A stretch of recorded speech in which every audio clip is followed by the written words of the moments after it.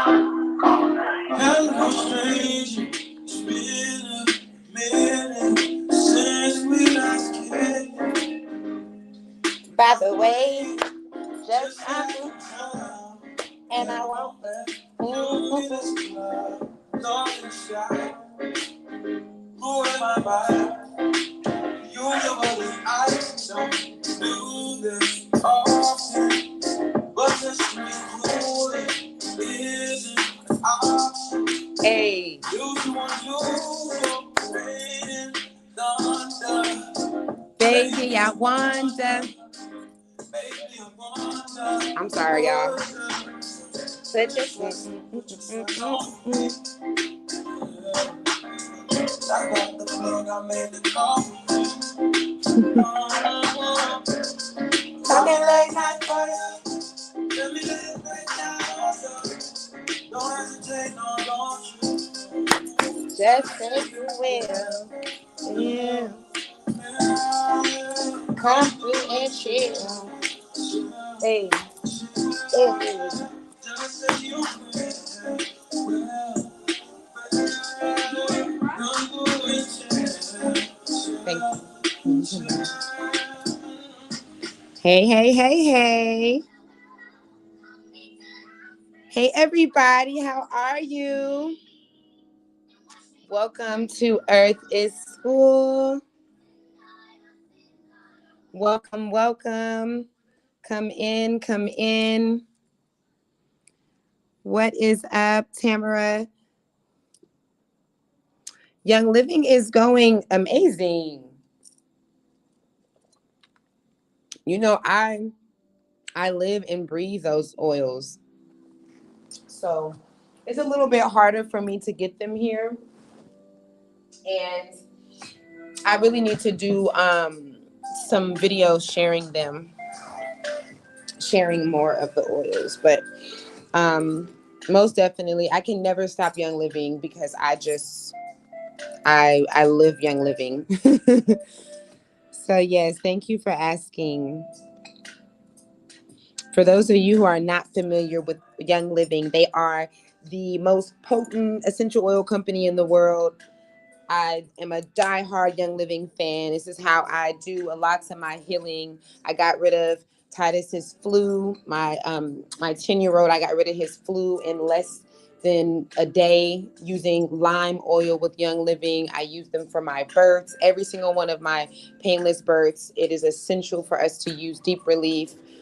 People here order them for like their menstrual cramps and certain things. I use them for manifesting and prayer. So many levels. So yes, if you guys are interested, then please let me know. I can help you transition to a healthier lifestyle with that. Yeah. Yeah, it is a lot harder because they don't ship here directly. So it is a lot harder for me to get them here. I have to order through this third party that's here. And then I just get them in bulk when I can. Like I try to just order a bunch of them. Yes. Welcome, you guys. I'm so excited to see you guys in here. I'll give a couple more seconds for more of you to come in. We have a great topic today. It's really close to my mindful topic. This is one of the topics that I'm just going to talk about all the time. I'm going to do videos on this. I probably already have a video and did a similar episode on this because I just feel like you can't talk about this enough in so many different ways. Yes, you guys, welcome, welcome. Come in, come in. Before we begin, before I even say what we're going to talk about today, let's do our breathing. Let's get that out the way so I don't forget it. Also, if this is your first time listening, then I am your host, De La Soul, and this is my podcast, Earth is School. I created this podcast. I created the name for this podcast when I was like 6 years old. That's a whole nother story. Earth is School is just a philosophy that I've had my entire life. and I feel like it was given from me. I know that it was given to me is what I meant to say.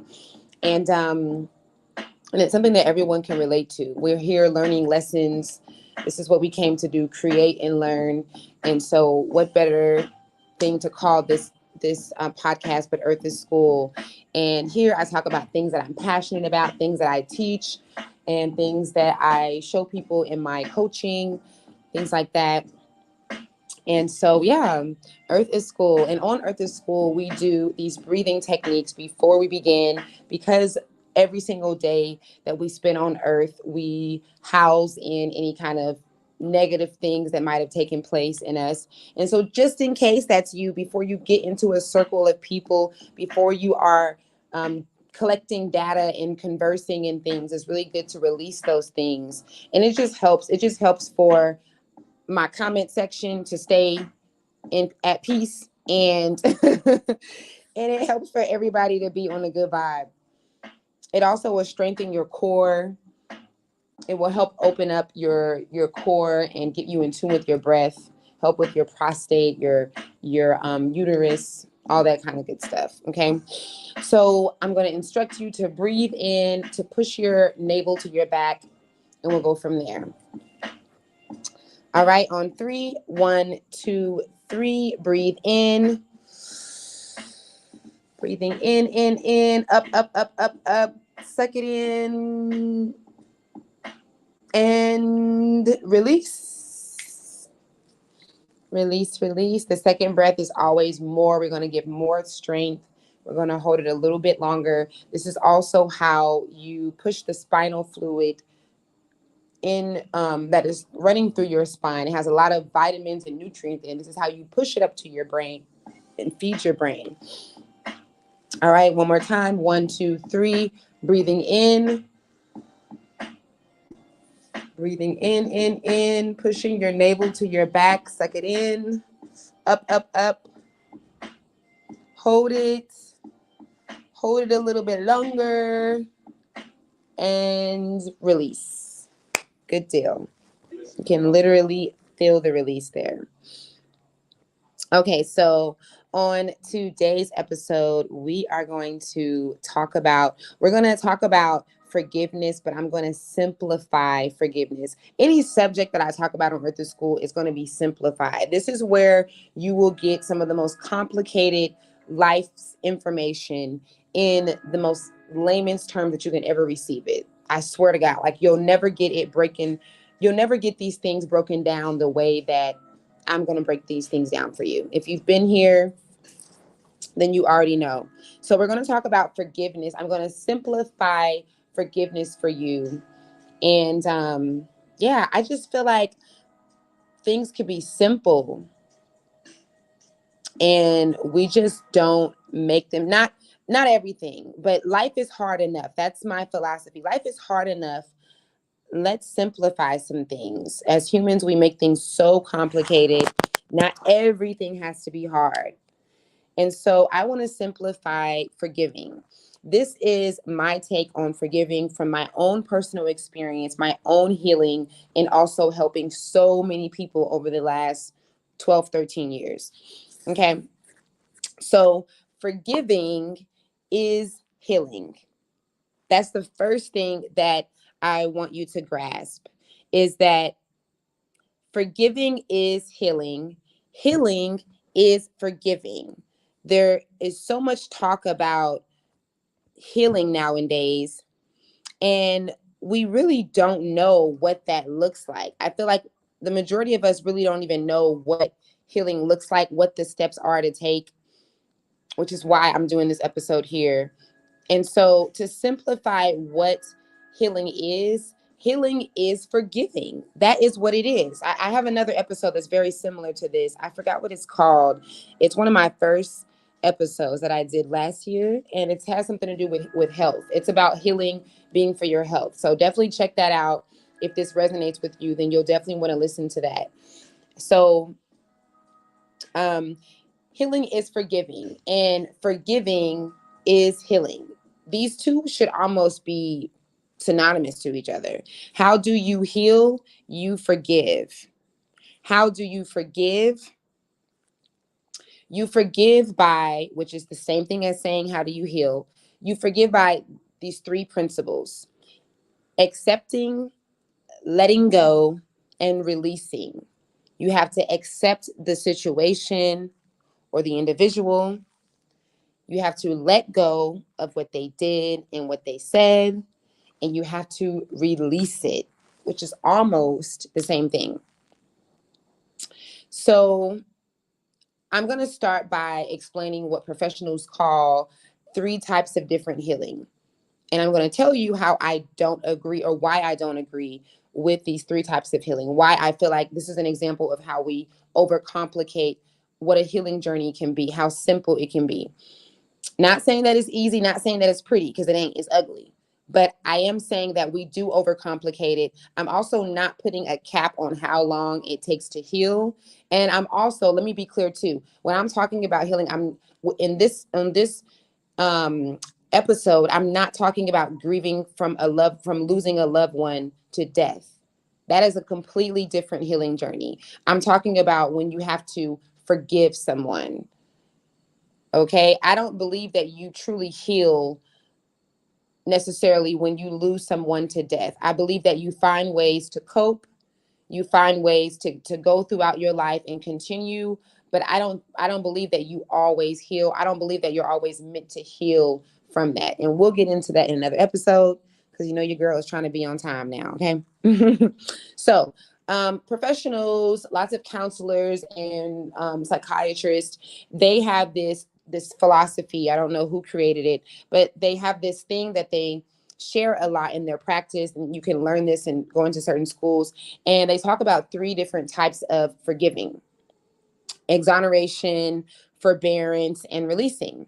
So I'm going to break these down as quick and as easy as I can. I'm going to tell you why I do not agree with this philosophy. So exoneration, they explain exoneration as releasing someone from their duty, or from blaming them. I call it letting them off the hook. Um, they say that exoneration, because that's what exoneration is. It is like complete forgiveness.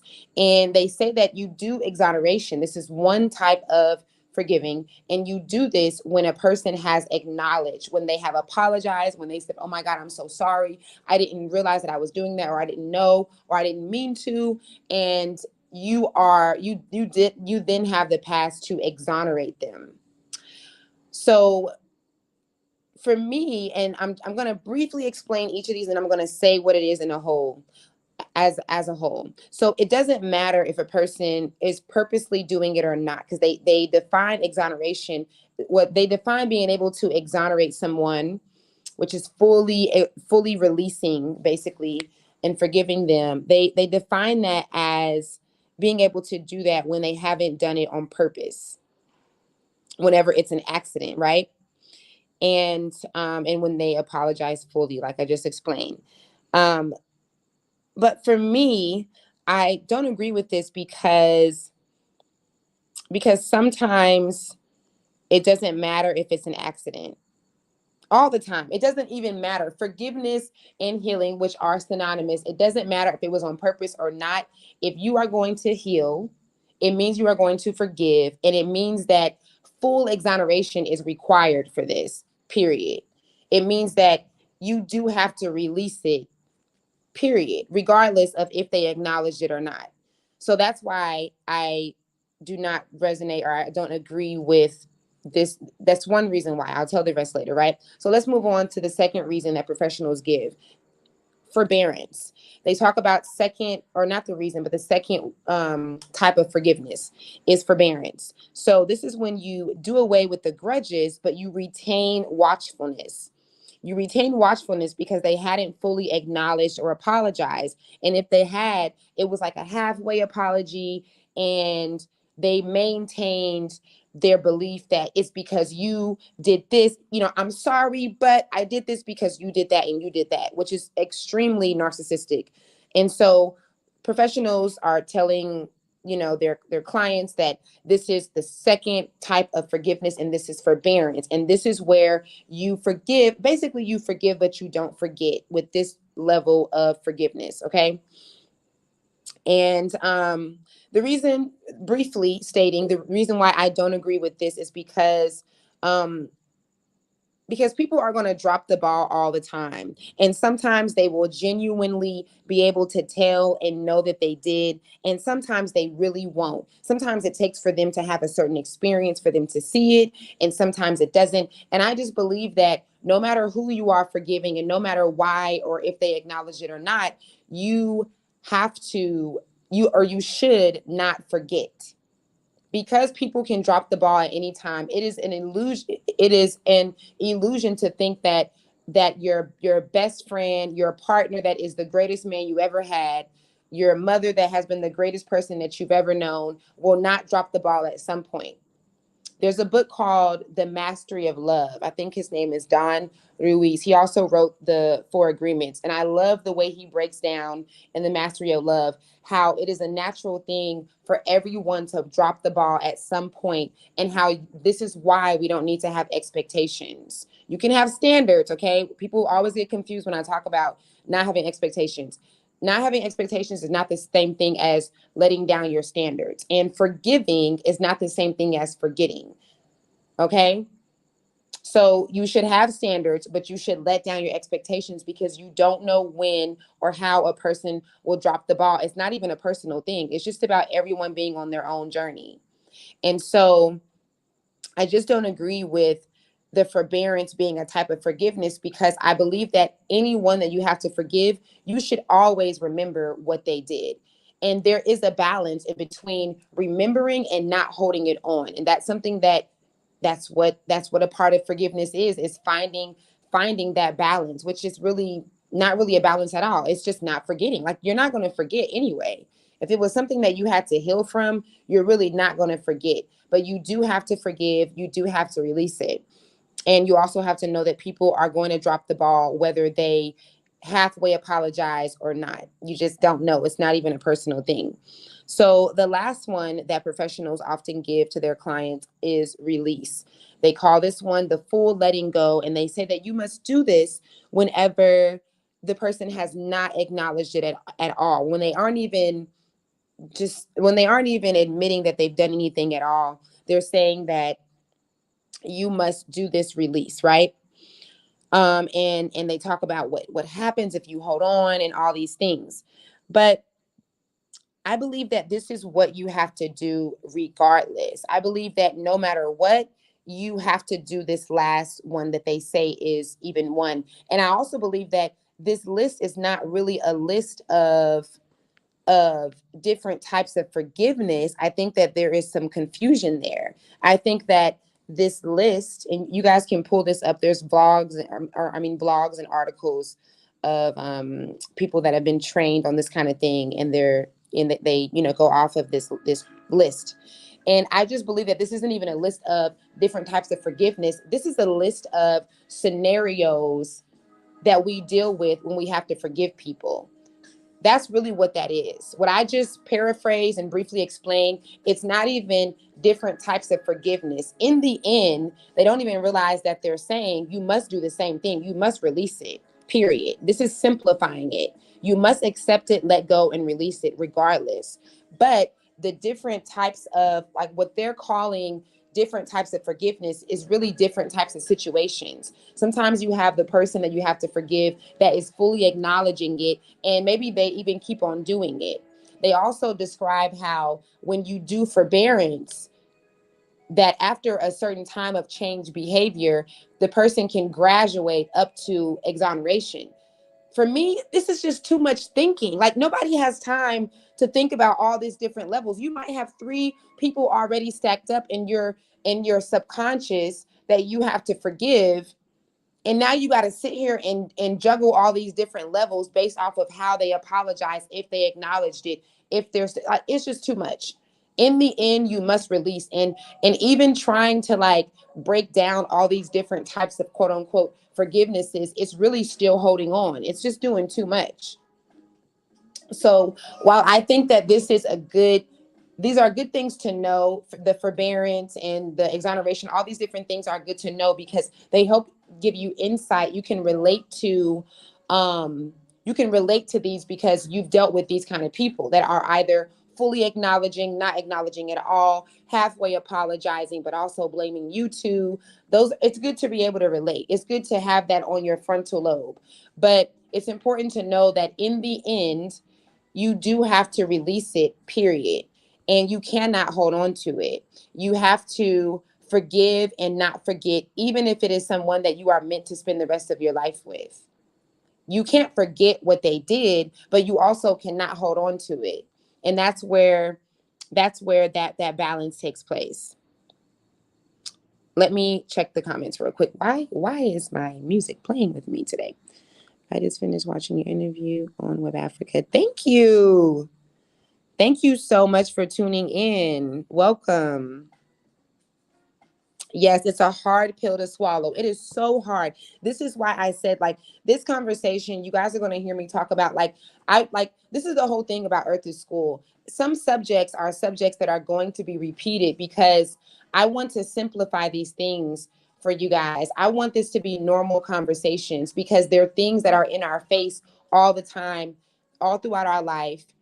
They're not even things that we just overcome and then it's in the past. Once you got to forgive one person, a couple years go by or a couple months, you got to forgive somebody else.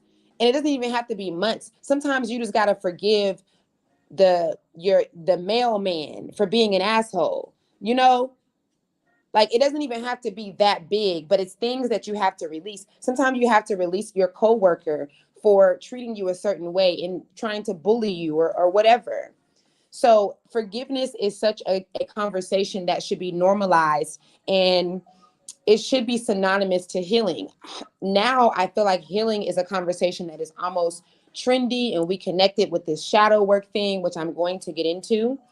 And instead, it should just be this simplified thing because for us, we need to understand these things. It's such a huge part of our journey here on earth. It's such a huge part of if you're going to be leveling up or not. And it's also if you have children, if you have nieces and nephews or young people that youth that you help, it's also something that you can assist them with because it's been such a taboo thing. And I think that still the collective, like, we have not connected that healing is forgiving. I think that we still think that these are separate things. If you're just tuning in, I'm simplifying healing and I'm explaining that healing is forgiving. That's it. That's all that it is. You have to forgive. That is how you heal. That is what healing looks like. And then we're talking about how to actually forgive. So we're kind of going through that tunnel.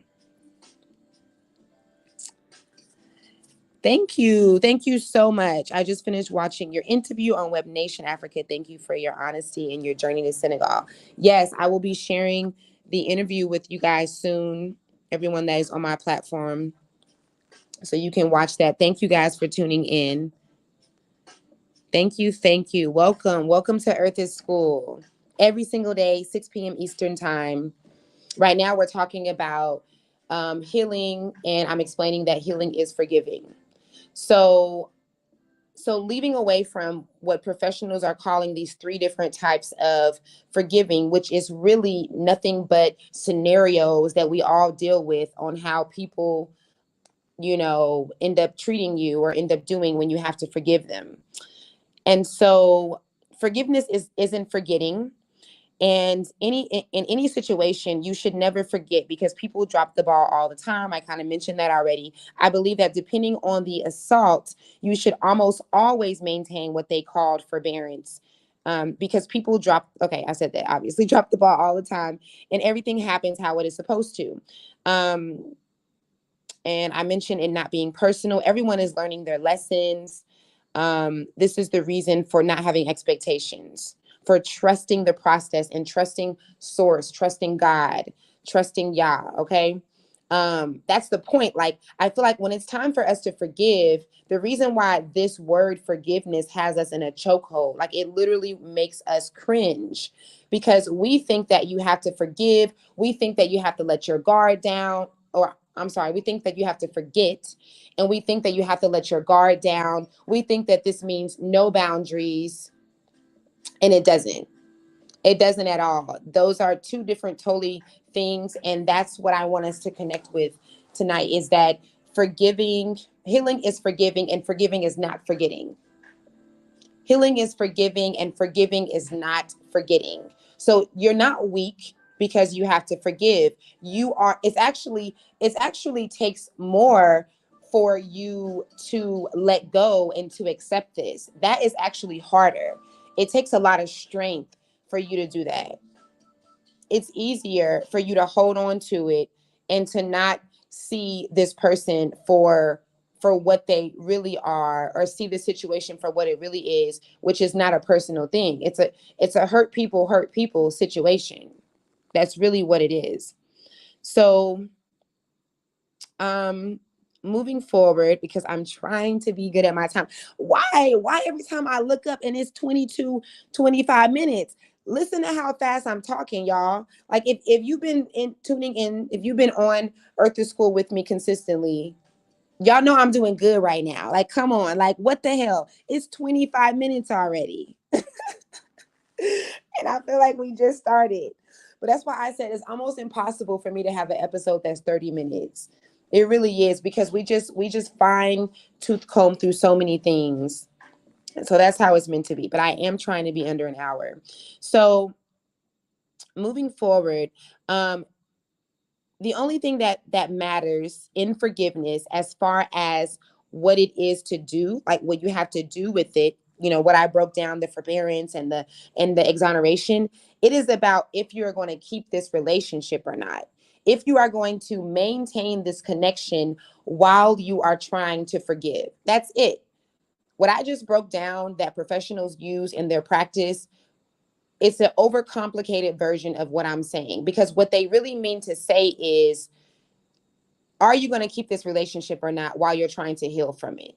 Whenever they're talking about the forbearance thing, and holding on, I mean, well, not forgetting what they did but releasing it and all that, it's not all that. That's just too much thinking. You got too many people that you're going to have to forgive in this life.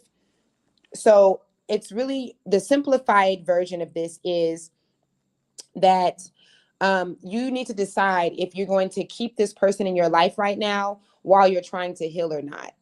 And sometimes you can do that depending on the connection and the level and stuff, maybe the distance that you guys are at. And sometimes you can't. Sometimes you need to cut this connection so that you can go through that healing. And it's going to make it easier for you.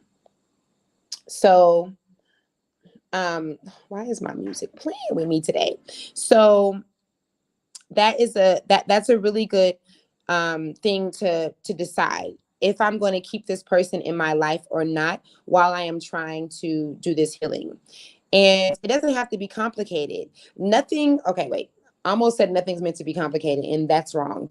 Um, because life is already challenging and complicated, there's so many things that is supposed to be more simple than we make it. That's what I mean to say. That's what you've heard me say on this show plenty of times, right? There's so many things that we make hard that doesn't have to be hard.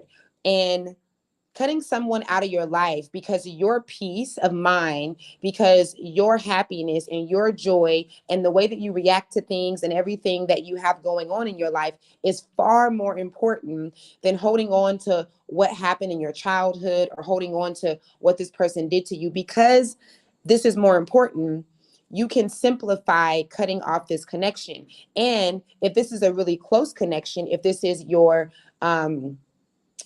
parents, if this is someone that you have children with, if this is your children that are grown, I mean, let's get real. Sometimes you might have to cut off your kids. Okay, I don't know about that scenario, but I've seen it. Okay, I've definitely seen it in my practice, and it doesn't mean that this individual that you love so much, it doesn't mean that this cutting off has to happen forever. So don't complicate it. Don't try and imagine the future. Just go with what is happening now. And if you know that right now you can't do this healing as long as they are in your face, texting you all the time, doing whatever it is that they do, then you may have to cut the connection. And that's why I said trust source, trust the process. Because if you are meant to cut this connection, you cannot make a mistake here. Mistakes are not real here. You guys have heard me say this so many times. Mistakes are not real here. Everything is a lesson. If you trust, if you believe in God, if you believe in source and a higher power, and if you trust the process, then you know that you can't make mistakes here. Things are just what they are. Whatever you did is what you were supposed to do. So if you are supposed to cut this connection, it's what's supposed to happen. And everything that is supposed to happen with that is what is going to happen with that. And often what happens, I mean, I personally, if we're talking about family or a loved one, I've never heard it be like, yeah, I cut them off, 40 years ago and that was it. Often this person, what you're really doing is you're allowing for them to go through their own reflection and their own healing process. So source is going to bring out things for them. Life is going to show them things that they need to be reflecting on, and then you guys can come back together. Sometimes we don't know what we have until it's out of our life for a little bit. So don't overcomplicate it. You might need to cut that connection in order for you to forgive them, in order for you to start your healing journey, and everything will be good. Trust the process. Okay, let me read comments real quick. I swear my music is playing with me like never before right now. Thank you, Choose Life. Thank you guys so much for coming over and tuning in. You are so welcome. Thank you. Okay, so moving on, because I'm being consistent with my time right now, from now on. So I talked about the only thing mattering is cutting off the connection. And so, yeah, don't overcomplicate it. Trust the process. So this is how you let go. This is how you accept, let go, and release. And again, you may not be able to do this until this connection is cut off. And the cutoff, if it's someone close, it's going to be temporary. Just don't even try and control it. Let it flow. But you must go within. You must go within, and you can do this by meditation. You can do this by prayer. If you are into praying, it is important that you pray the way that whatever your religious text instructs you to pray, because a lot of times we're not praying the way that we are instructed to pray.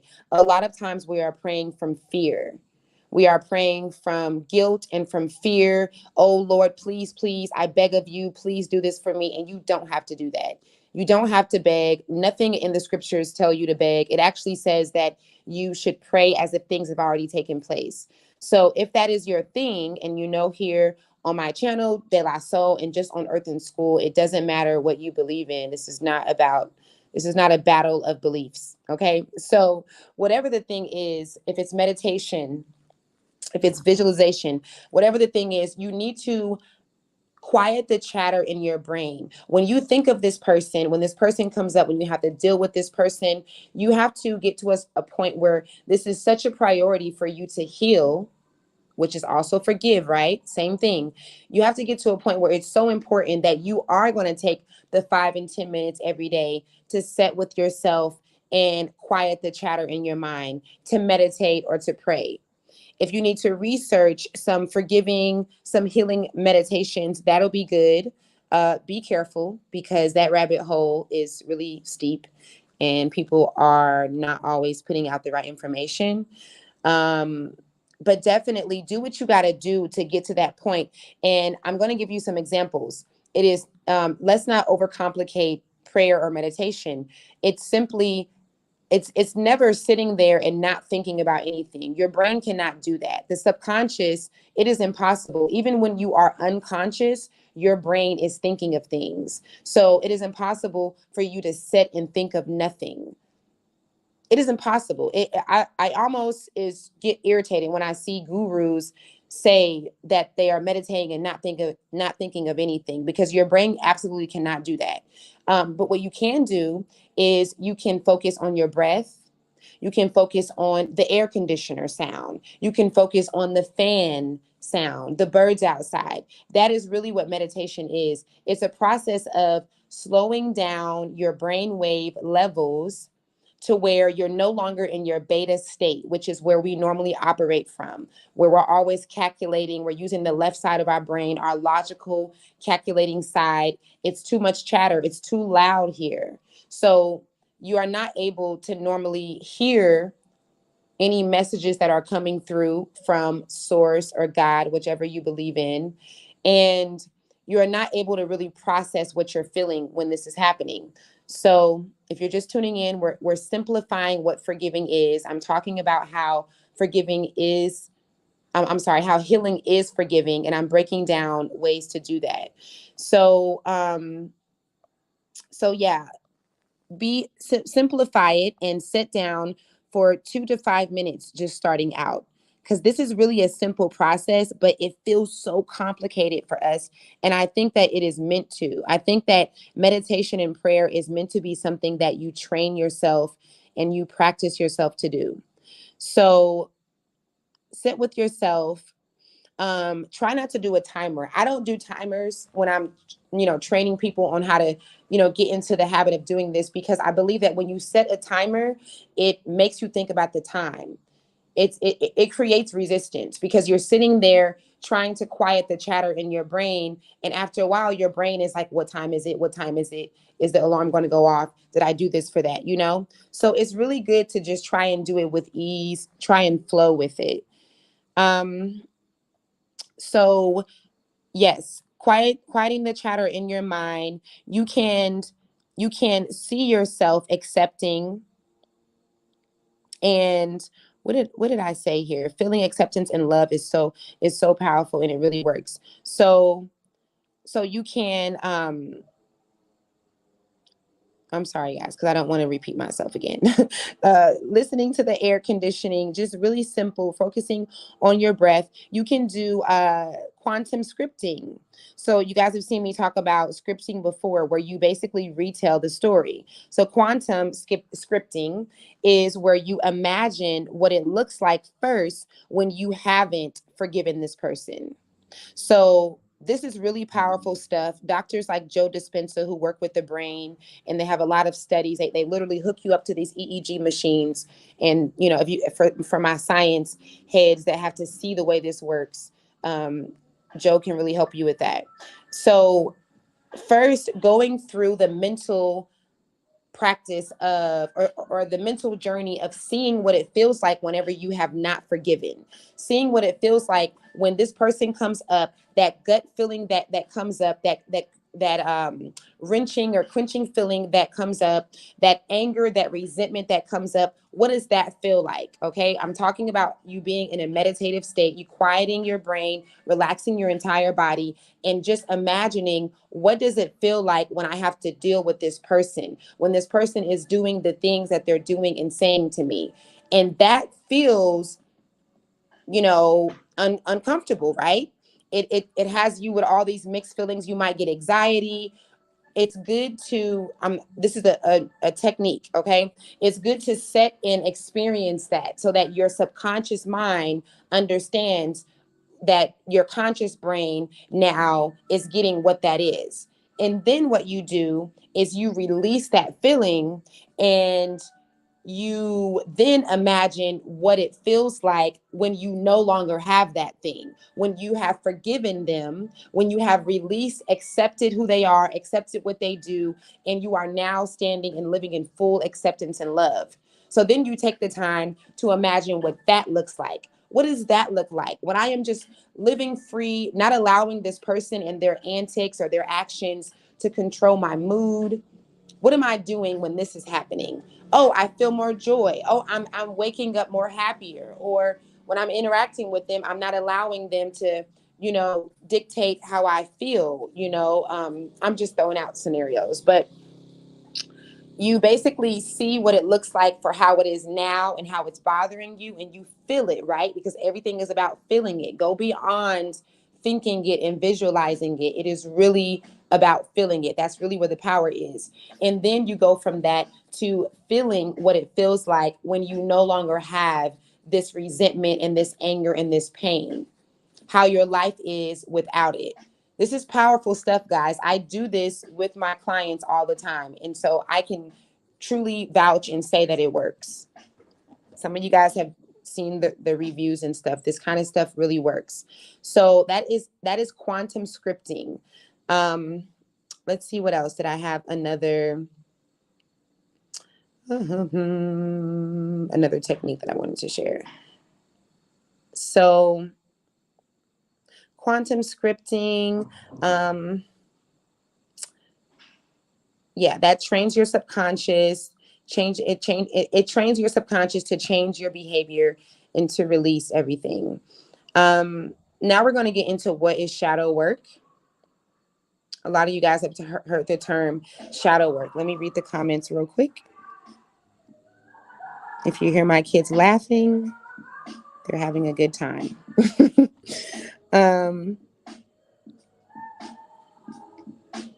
Yes. Thank you for tuning in. Okay, so shadow work. This is the thing, right? I feel like over the last like 8 to 10 years, we have been on this shadow work tip.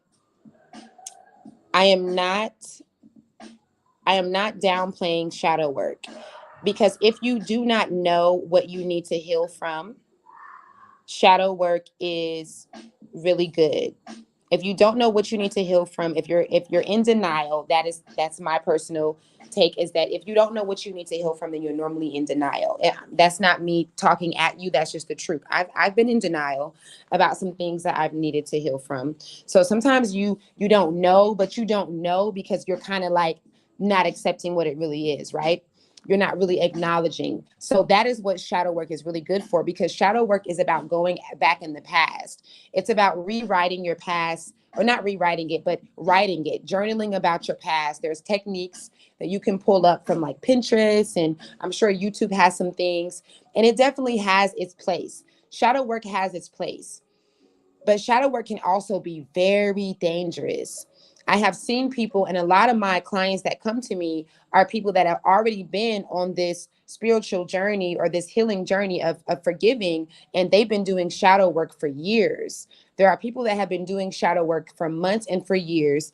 And I like to say that what could end up happening is that you end up living in the shadows, because just like the technique that I just shared, if you're going to go back in your past, you need to come out of it.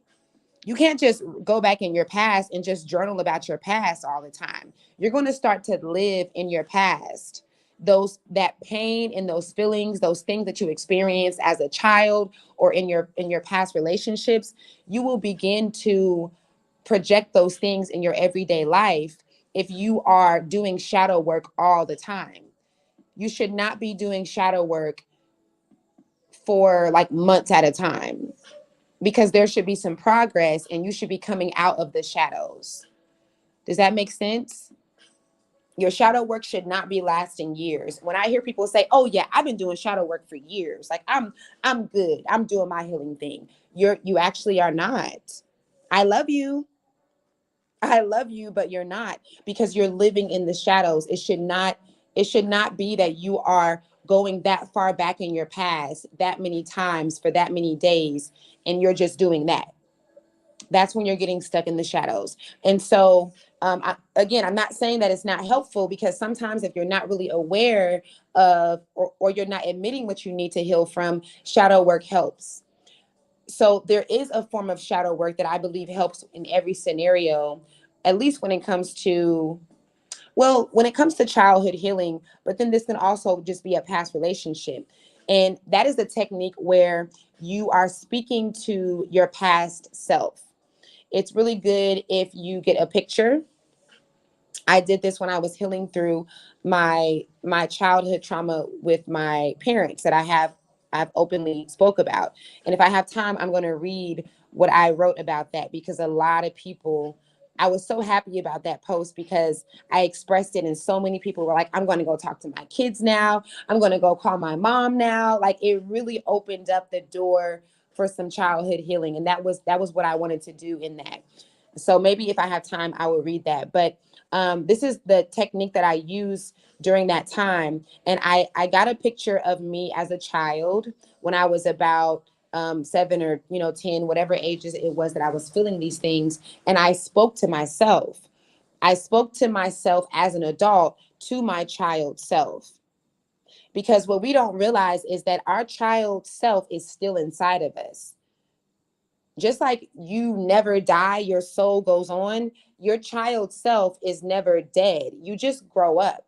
Your age, the your life expectancy, or not expectancy, but your time frame on earth, it just continues. But the feelings, a lot of the feelings that you had, a lot of your ways that you've had is still inside of you.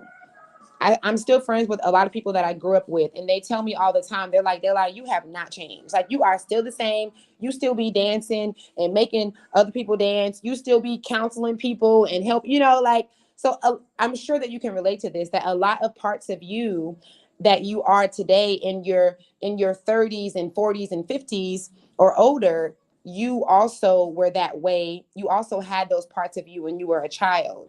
You just grew up a little or a lot. So it is real powerful work when you go back and you're sitting here looking at yourself as a child, and you're speaking to yourself, and you're telling yourself, or also, like I said, maybe not a child, it could have been a relationship 5 years ago, 10 years ago, right? And you're speaking to that self that is still you. This is still you. And you're saying whatever it is that you needed at that time. I'm sorry that that happened to you. I'm so sorry that this happened to you, and I want you to know that you are safe. You are safe now. There's no one that can save you and that can help you the way that I can. I understand how you felt. I know the way you felt when you had to go through that, when you experienced that, when you were abandoned or neglected. And we're abandoned and neglected in our adult relationships too. So again, I'm not just speaking about childhood stuff, but we have those same feelings as an adult too. But maybe it was just years ago. And so you're speaking to yourself, you're looking at this picture of you in your past, and you're giving yourself what yourself needs. This is super powerful work. This is the only shadow work that I suggest people do. Unless you just have no clue what you need to heal from, then yes, you should do the other shadow work. If not, this is some of the most powerful work that you can do. Okay, so we're almost finished. We're at 47 minutes. Um, so moving on. I think I talked about that. If you guys hear people in the background, my doors are open. I don't know what is going on out there.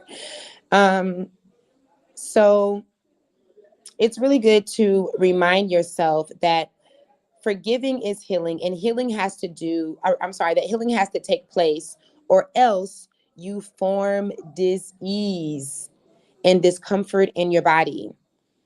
You guys have seen me talk about this plenty of times. When we do not heal, we are not forgiving. And when we do not forgive, you are housing those things inside of your body. They are being held in between your chest, your solar plexus.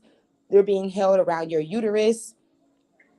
This is a fact, okay? There are, from practices from the Native Americans to Yorubic to lots of African tribes, this is a known fact throughout history that when you do not release these things are held within your body. It's the reason why in the beginning of the show, we do the spinal cord breathing so that we can release those things that we've had throughout the day, that we've held on to. You're a vessel. You're like a vase. You pick up energy, you pick up things, and you carry them on with you. That's why jobs say leave what goes on at home, because you literally carry it with you. So I really believe that one of the things that can help you push through why you have to make your healing a priority, or let me say why it's good to make your healing a priority, is because if you do not do this, like, your health is dependent on this. I know we believe that disease starts with junk food, but I am here to tell you that it does not. Myself and a lot of other naturopathic healers, Dr. Sabies, and old sage, uh, coaches and healers will tell you that dis-ease in the body does not start from poor eating habits. Poor eating habits just make it grow. They just exalt them. But it really starts from what we're holding on to. And sometimes those things happen when we're really little, and sometimes they happen as we get older. But reminding yourself that healing and forgiving is so important, because you do not want to be having any blockages throughout your body. You don't want to be holding on to things that will fester into health conditions. So I'm going to leave you guys with a verbal technique that I use in my practice. I swear by this technique. I used this technique a few years ago when I wanted to soften my heart for someone who is very dear to me, my twin flame, if you guys are into that kind of thing. And I didn't want to be hard anymore. I felt like I was forgiving, but then I could feel myself being hard. And when your heart is hardened for someone, whenever you hear their name or whenever you speak their name or the subject comes up, and you just kind of cringe and you're just like, ugh, disgusting. I can't stand you. And I didn't want to feel like that. Healing and forgiving is not about the person. It's about you. I'm so serious about my mission. I'm so serious about what I give off to my loved ones, and especially my kids, that it ain't even about you. I want to forgive you because I want to be right in my journey. Because I really understand that if I am not right, I'm allowing you to dictate my life. I got shit to do here. So if I'm sitting up feeling myself and I'm in a good mood, and then you got to call me because of whatever connection that we have, or somebody brings you up and now my energy is off, I don't want that. I want to live more freer than that, because that's bondage. So this technique I swear by. If you resonate with this and you try this will work. It might not be all you have to do, but this is going to work on some level. I use this all the time in my practice. I've been using it for years, and it's amazing. So what you do is throughout the day, I usually tell people to do it twice a day, but it's kind of like an affirmation, or what I like to call declaration. And you say this about the person that you're trying to forgive. You say, I love you. I forgive you. I'm sorry, and I accept the purpose of our connection. I love you. I forgive you. I'm sorry. And I accept the purpose of our connection. Okay, dog. There's a dog in the background. So, one second, guys.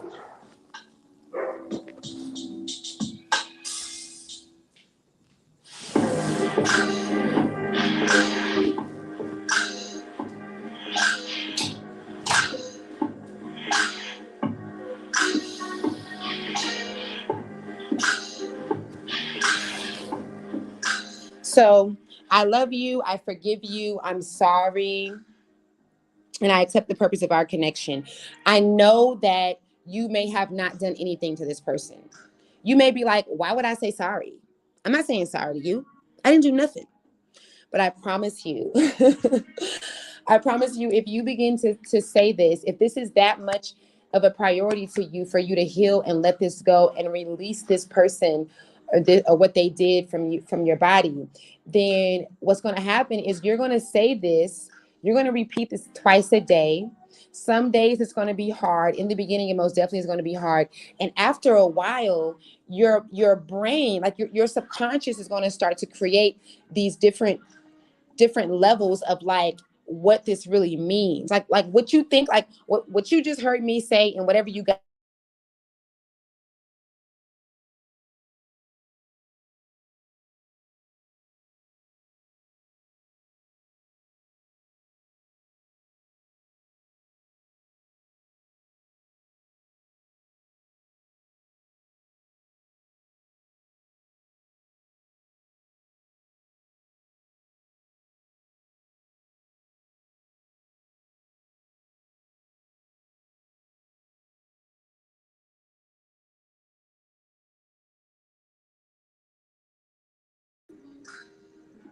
Okay, sorry guys. Can you guys hear me? Okay.